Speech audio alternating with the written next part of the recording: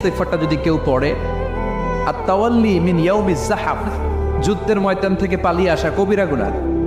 কি গুনাহ?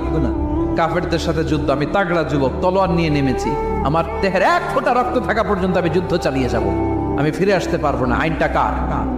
ফিরে আসলে কবিরা গুনাহ। বিশ্বনবী বলেন, যুদ্ধের ময়দান থেকে ফিরে এসেছে এরকম কবিরা গুনাহ অবলম্বনকারীও যদি আস্তাগফিরুল্লাহ আল্লাযী লা ইলাহা ইল্লা হুয়াল হাইয়ুল কাইয়্যুম ওয়া আতুবু ইলাইহি পড়ে, ওই কবিরা গুনাহকারীকেও ক্ষমা করে দিবে কে? পড়তে রাজি আছেন তো?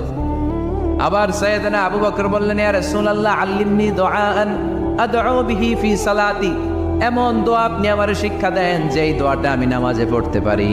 বিশ্বনবী বললেন, পড়ো আল্লাহুম্মা ইন্নী যালামতু নাফসি যুলমান কাসীরান ওয়া লা ইয়াগফিরুয যুনুবা ইল্লা আনতা ফাগফিরলি মাগফিরাতাম মিন ইনদিক ইন্নাকা আনতাল গফুর